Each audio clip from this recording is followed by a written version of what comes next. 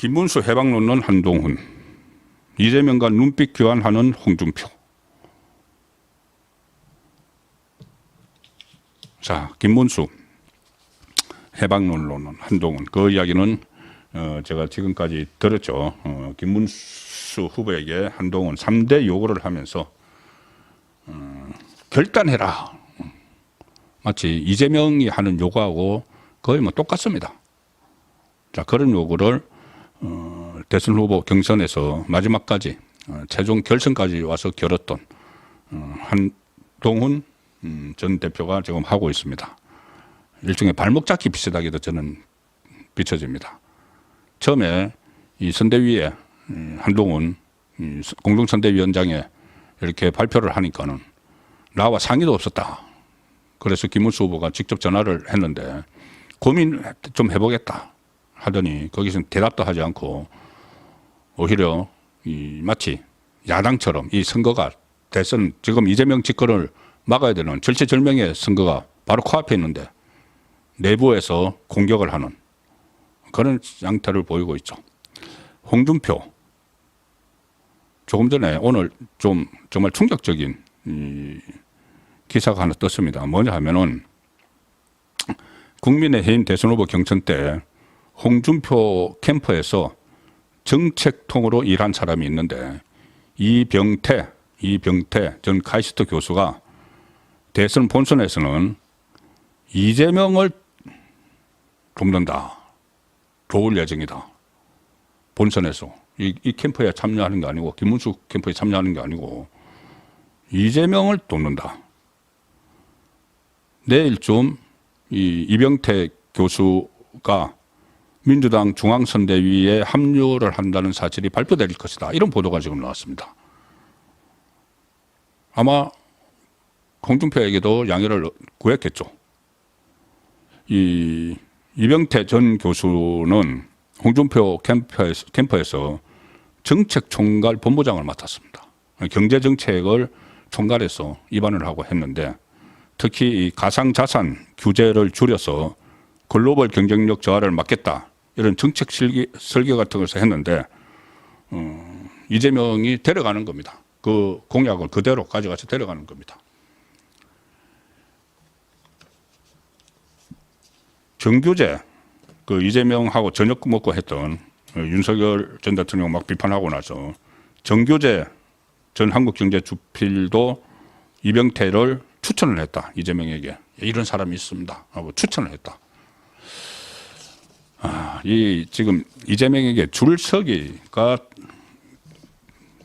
뭐 유행처럼 번지는 듯한 그런 생각도 듭니다. 이 상태에서 이재명은 계속 홍준표에게 러브콜을 보내고 있는데 심합니다.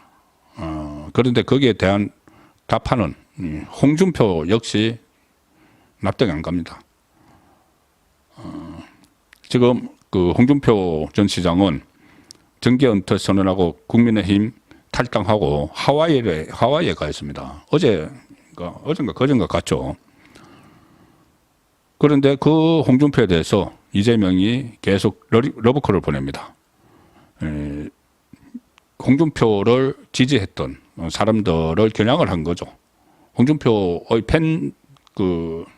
팬들도 많이 있습니다. 팬덤이 좀 있습니다. 뭐 청문 홍답, 청년이 묻고 홍준표가 답한다 해서 이 청년들과도 소통을 해왔죠.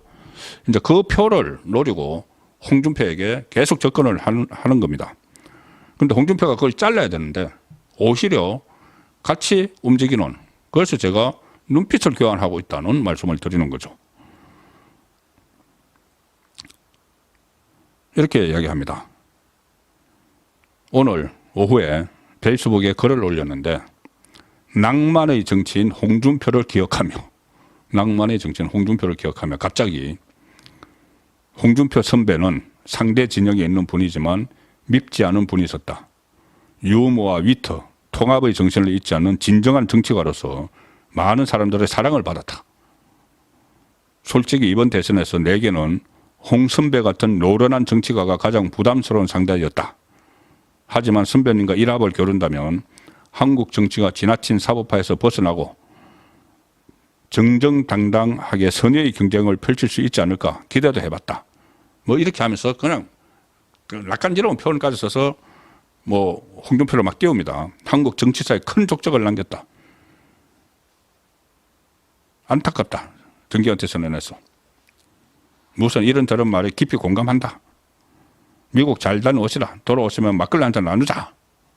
자, 여기서 끝이지 않고 일종의 홍준표에게 자리를 내줄 수 있다는 말까지 합니다. 이게 다 실제로 속마음이 아니고 홍준표를 지지했던 그 유권자들을 자기에게 끌어오기 위해서죠. 그리고 아울러 내분을 내홍을 국민의힘 내홍을 부추기기 위한 겁니다.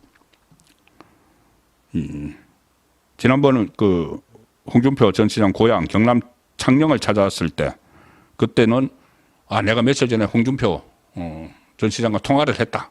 통화를 해서 이런저런 이야기를 나눴다. 이렇게 뭐 또 신분을 가시하기도 했고 진주에 가서도 이 홍준표 전 대표와 이야기를 나누는 과정에서 통합 내각 공동 구성 단계까지 나갔냐 이런 질문까지 나왔습니다. 하도 홍준표에 대해서 이야기를 하는 거는. 그럼 홍준표도 내각에 끼워 넣을 거냐?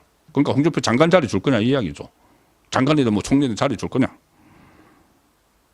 그러니까는 이렇게 이야기합니다. 이재명이 아직 홍준표와 내각 구성과 관련해 구체적인 이야기를 하지 않았다. 아직 하지 않았다. 언제라도 홍준표에게 자리 줄 수 있다. 이게 실제 자리 주겠습니까? 이관계 국민의힘을 갈라치게 하고 홍준표 전 시장 지지자들에게 표를 얻기 위해서 하는 말이죠. 이렇게도 이야기합니다. 대통령이 되는 과정에서는 이재명이 한쪽에 경도될 수밖에 없지만 당선되는 순간부터는 모두를 대표해야 한다. 좌우도 색깔도 내 편, 너 편도 가릴 필요가 없다. 한 자리 마치 줄 것처럼. 마치 한 자리 줄 것 같아서 그쪽으로 막 가 있는 사람들도 있죠, 실제로. 그러면 여기에 대해서 홍준표 정말 홍준표도 이재명이 절대 대통령 되면 안 된다고 이야기했던 사람입니다. 그렇다면은 이 홍준표가 이걸 잘라야죠. 그러지 않습니다. 하와이에서 페이스북에 글을 올렸는데 이렇게 썼습니다. 오늘 그 전날에도 계속 이 윤석열 전 대통령을 막 이제 맹비난하기 시작합니다. 당신 때문에 내가 이렇게 됐어. 이렇게 이야기합니다. 오늘도 하와이에서 페이스북에 글을 써서 30년 정치를 했는데도 어쩌다가 한 놈한테 2번이나 내다바이 당하나. 한 놈한테 2번이나 내다바이 당하나. 지난번에 2022년 대선 후보 경선에서 졌던 것. 윤석열 후보에게. 이번에 또 본인은 윤석열 전 대통령이 개입을 했다고 주장을 하고 있죠. 이 후보 교체에 한덕수 후보를 교체하는데 윤심이 작용했다고 계속 주장을 합니다. 근거는 없습니다. 그러니 본인이 경선에 참여해서 괜히 본인이 자기를 떨어뜨렸다는 생각을 하는 거죠. 경선에 참여한 자기를. 이 한덕수와 연대론을 내세우면서 단일화론을 내세우면서 일단 공작이 있었다고 혼자 주장을 하는 겁니다. 그래서 나온 게 어쩌다가 한 놈한테 2번이나 내다바이 당하나 윤석열 전 대통령을 비난을 하는 거죠. 부끄럽고 부끄러워서 낯을 들고 다니기가 창피하다. 그 다음에 이렇게 씁니다. 홍준표가 그래 이재명 나라에서 한번 살아봐라. 네가 이재명에게 한 집보다 10배나 더 혹독한 대가를 받을 것이다. 아주 저주하는 거죠. 윤석열 전 대통령을. 본인이 지금 탈락을 했다고. 탈락 후에도 윤통과 두 놈은 건영세 건성동입니다. 천벌을 받을 것이다. 본인이 정말 한국에 남아서 이재명 집권을 막는데 이렇게 손을 보태도 모자랄 판에 미국으로 가서 선거 기간 동안에 하와이 가서 이렇게 저주하는 악담을 막 퍼붓고 있습니다. 이렇게 썼죠. 혹독한 대가를 받을 것이다. 네가 이재명에게 한 짓보다 10배나 더 혹독한 대가를 받을 것이다. 윤석열 전 대통령이 하는 말입니다. 실제로 오늘 윤석열 전 대통령이 재판받으러 갔습니다. 그리고 처음으로 포토라인을 썼습니다. 그리고 김건희 소환장도 받았습니다. 검찰로부터 14일 출석하라 소환장도 받았습니다. 자, 이런 상황이 이 대선에 상당히 좋지 않은 영향을 미칠 수밖에 없는데 홍준표가 하와이에서 이런 저주하는 글까지 막 올리는 이 상황이 그 얼마 전까지 이재명 집권을 막아야 된다고 그렇게 외쳤던 사람들이 맞나? 한동훈도 그렇고 홍준표도 그렇고 그런 생각을 하지 않을 수가 없습니다. 어쨌든 이 사람들의 이 두 명의 이 선거 지원은 받을 수가 없고 오히려 그냥 가만히 있어 줘도 가만히 있어 주는 걸 바랄 수밖에 없는 그런 지경에까지 왔습니다. 굉장히 어려운 선거인데 초반에 이렇게 내부 안에서 경선에서 탈락한 사람들이 마치 뒷끝을 보이고 분풀이를 하듯이 이런 행동을 하는 것이 그 전제가 있겠죠. 이번에 대선에서 패배할 거라고 보는 거죠. 그리고 일부는 그 이후에 당권을 노리는 이런 행태가 벌어지고 있는데 그렇게 그들 뜻대로 호락호락하게 안 됩니다. 만약에 그렇게 해서 이재명이 집권을 하게 되면은